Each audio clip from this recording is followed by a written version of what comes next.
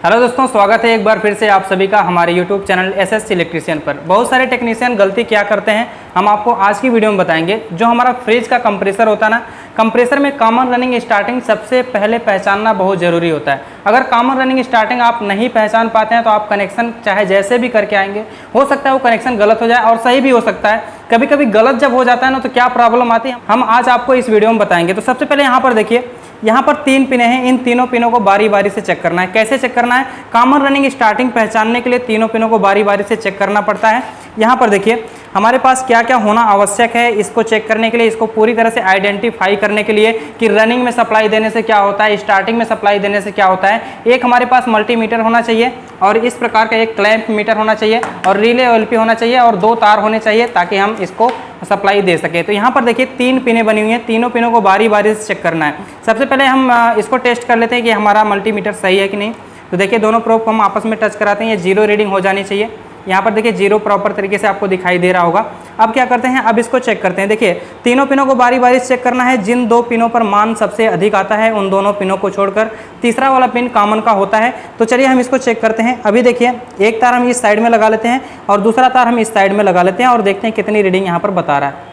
यहाँ पर देखिए अभी 58 रीडिंग दिखा रहा है। अब हम एक तार को हटाते हैं यहाँ से और दूसरे पिन पर लगाते हैं। तो देखिए यहाँ पर 32 रीडिंग बता रहा है। अब हम यहाँ से हटा के इन दोनों पिनों को चेक कर लेते हैं। यहाँ पर देखिए इन दोनों पिनों को चेक कर लेना है। तो यहाँ पर कितना रीडिंग बता रहा है? देखिए 27 रीडिंग बता रहा है। तो अभी तक की सबसे अधिक रीडिंग जो होगी उन दोनों पिनों को छोड़कर तीसरा पिन कॉमन का होगा। तो हम फिर से देख लेते हैं कि किस पे सबसे अधिक रीडिंग आई थी। तो यहाँ पर आप देख सकते हैं यहाँ पर 58 रीडिंग आई थी। तो यानी कि इन 2 पिनों पर मान सबसे अधिक आ रहा है। इसका मतलब ये वाली पिन कॉमन की होगी। तो ये ऊपर वाली पिन कॉमन की है। अब कॉमन वाली पिन पर रखकर हम रनिंग और स्टार्टिंग को पहचान लेते हैं। कैसे पहचाना जाता है हम आपको बता देते हैं। कॉमन पे रख के रनिंग स्टार्टिंग को जब हम पहचानते हैं तो जिस पर मान कम आएगा वो हमारा रनिंग वाला पिन होगा और जिस पर मान अधिक आएगा वो हमारा स्टार्टिंग वाला पिन होगा। तो चलिए हम कॉमन वाले पिन पर एक प्रोब रख लेते हैं और दूसरी प्रोब के द्वारा दोनों पिनों को चेक करते हैं। तो यहाँ पर देखिए एक प्रोब हमने यहाँ पे रख लिया है और अब हम इसको चेक करते हैं। देखिए यहाँ पर रीडिंग कितनी आ रही है? 32, यानी कि 32 रीडिंग यहाँ पर दिखाई दे रहा है। ये 31 हो गया, यहाँ पर देख सकते हैं आप 31 रीडिंग दिखाई दे रहा है। अब हम इसी पे रख के दूसरी पिन को चेक कर लेते हैं। इस पे देखते हैं कितनी रीडिंग दिखा रहा है। यहाँ पर देखिए 27 रीडिंग दिखा रहा है। तो इस प्रकार से जो हमारा 27 रीडिंग दिखा रहा है यानी 27 रीडिंग वाला जो है वो रनिंग पिन है और जो हमारा 31-32 वाला जो रीडिंग था वो हमारा स्टार्टिंग वाला पिन है। तो इस प्रकार से हम आइडेंटिफाई कर लेते हैं कि जो हमारा रनिंग वाला पिन है उस पर कम रीडिंग आती है और जो हमारा स्टार्टिंग वाली पिन है उस पर ज़्यादा रीडिंग आती है। अब कनेक्शन करने में प्रॉब्लम क्या होती है कि जब हम रनिंग में सप्लाई देते हैं तो कंप्रेसर हमारा कम लोड के लेके चलता है और रनिंग में ही सप्लाई हमेशा देनी चाहिए।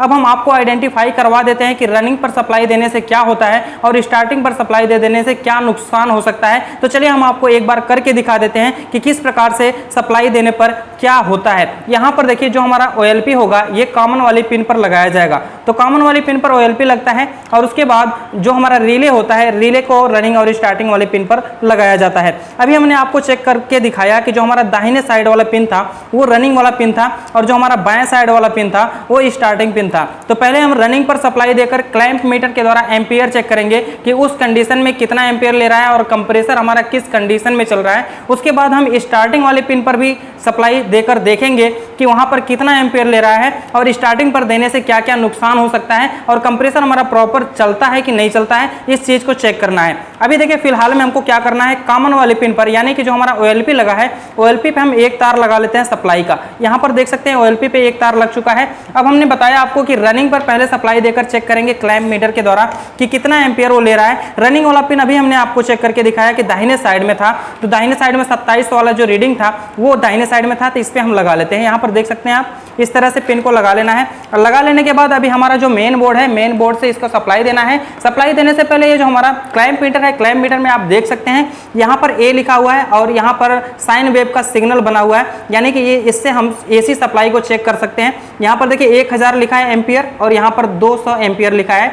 तो हमको पता है कि हमारा कंप्रेसर जो है ना बहुत ज़्यादा एम्पियर नहीं लेगा, तो हमको ये सबसे मिनिमम रेंज पर सेलेक्ट कर लेना चाहिए यानी कि 200 एम्पियर पर हम सेलेक्ट करके चेक कर सकते हैं। अभी देखिए फिलहाल में ये रीडिंग 00 दिखा रहा है। अब हम क्या करते हैं, क्लैंप मीटर के द्वारा एम्पियर चेक करने के लिए हम किसी भी मोटर के या फिर किसी भी लोड के एक वायर में क्लैंप को फंसा लेते हैं और उसके बाद ये हमारा ऊपर से ही एम्पियर बता देता है, यानी कि एसी सप्लाई इसके द्वारा कितनी ली जा रही है उस चीज को बता देता है। तो यहाँ पर देखिए किसी भी वायर में हम लगा सकते हैं। तो चलिए हम इस वायर में लगा लेते हैं। इस वायर में लगाने के बाद आप प्रॉपर तरीके से एम्पियर को देखते रहिएगा कि एम्पियर हमारा कितना लेता है। हाँ, स्टार्टिंग के समय में बहुत ज़्यादा एम्पियर लेगा, यानी कि अभी हम जब इसको स्टार्ट करेंगे तो ज़्यादा एम्पियर लेगा, लेकिन जब हमारा कंप्रेसर स्पीड पकड़ लेगा तो ये हमारा एम्पियर कम हो जाएगा। तो आप यहाँ पर प्रॉपर तरीके से प्रैक्टिकली देख सकते हैं। तो ये जो हमारा मेन बोर्ड है इसमें पावर है, इस मेन बोर्ड में पावर अभी देखिए स्विच ऑफ है। स्विच को ऑफ की कंडीशन में ही हम इस वायर को लगा लेते हैं। इस वायर को लगाने के बाद अभी हम स्विच को ऑन करेंगे तो आप यहाँ पर डिस्प्ले पर बिल्कुल ध्यान से देखिएगा कि यहाँ पर कितना एम्पियर अभी शो कर रहा है। थोड़ा सा कंप्रेसर झटका मारेगा तो हम इसको इस तरह से पकड़ लेते हैं। चलिए हम इसको स्टार्ट करते हैं। यहाँ पर देखिए इसको स्टार्ट जब हम किए तो ये 3 एम्पियर ले रहा था, लेकिन उसके बाद धीरे से ये 0.2 0.1 एम्पियर इस तरह से दिखा रहा है। मतलब ये हमारा नॉर्मल कंडीशन में जो हमारा कंप्रेसर चलता है वो चलता है। हमारा जो फ्रिज का कंप्रेसर होता है ना वो 1 एम्पियर से कम ही लेना चाहिए। तो यहाँ पर आप देख सकते हैं 0.2 एम्पियर ले रहा है, मतलब बहुत ही कम एम्पियर ले रहा है। बहुत ही अच्छा एम्पियर इसको माना जाएगा कि हमारा कंप्रेसर बहुत ही हेल्दी कंडीशन में चल रहा है। अब हम यहाँ पर रनिंग पर सप्लाई दिए हैं तो 0.2 एम्पियर ले रहा है। अभी हम थोड़ी देर बाद आपको स्टार्टिंग वाली पिन पर सप्लाई देकर दिखाएंगे कि हमारा कंप्रेसर किस प्रकार से चल रहा है, कैसा चल रहा है और एम्पियर कितना ले रहा है। तो चलिए हम यहाँ पर फ्लैक्सिंग करके आपको दिखा दें कि हमारा जो कंप्रेसर है चल भी रहा है कि नहीं चल रहा है। तो यहाँ पर आप देख सकते हैं, देखिए यहाँ पर आपको महसूस हो रहा होगा कि ये आवाज़ कर रहा है। तो ये हमारा कंप्रेसर अभी चल रहा है, प्रॉपर कंडीशन में चल रहा है, पंपिंग भी ठीक ठाक है।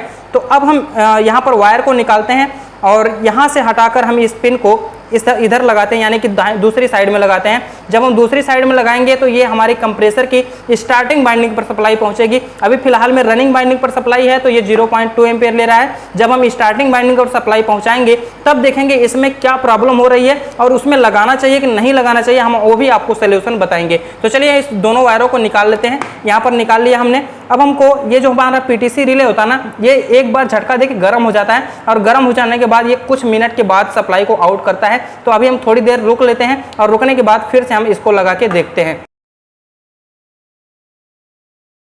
अब देखिए जो हमारा रिले था, ये रिले गर्म होने के कारण तुरंत स्टार्ट नहीं होता है, इसीलिए हमने 2 मिनट का 3 मिनट का वेट किया। और वेट करने के बाद अभी जो हमारा रनिंग साइड में ये वाला वायर लगा था, इस वायर को हटा के स्टार्टिंग वाले साइड में लगा लेना है। तो पहले हम OLP को इसी प्रकार से लगा लेते हैं जैसे हम पहले लगाए थे।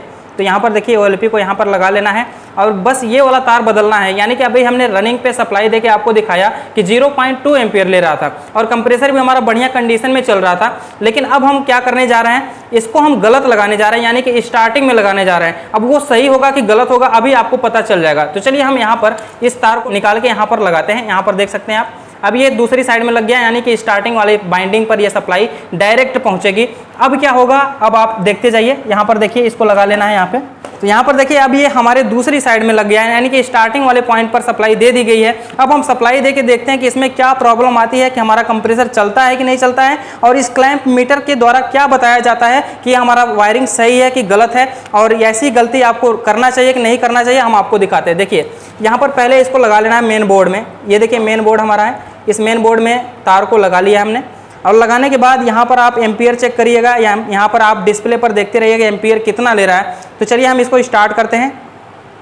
देखिए इसको स्टार्ट करने के बाद कितना एम्पियर ले रहा है, 3 दशमलव यहाँ पर देख सकते हैं आप 2 एम्पियर ले रहा है। अभी 0.2 ले रहा था लेकिन अब 2 एम्पियर ले रहा है। इसका मतलब बहुत ज़्यादा एम्पियर ले रहा है और इतना एम्पियर हमारा फ्रिज का कंप्रेसर नहीं लेना चाहिए। इतना एम्पियर जब लेगा तो हमारा कंप्रेसर बाइंडिंग हीटअप होकर खराब हो जाएगा, गर्म होकर खराब हो जाएगा, बार बार ट्रिप करेगा, कूलिंग नहीं करेगी। तो इस तरह से वायरिंग आपको नहीं करना है, आपको हमेशा रनिंग साइड में ही सप्लाई देना है। तो आपको बेहतर तरीके से ये बातें समझ में आ गई होगी। अगर आपको ये बातें बेहतर तरीके से समझ में आ गई तो वीडियो को लाइक जरूर कर दीजिएगा। चैनल पर नया है तो चैनल को सब्सक्राइब करके बेल आइकन को प्रेस कीजिए ताकि आपको आने वाली सभी इंटरेस्टिंग वीडियो का नोटिफिकेशन मिलता रहे। मिलते हैं अगली वीडियो के साथ, तब तक के लिए धन्यवाद। जय हिंद।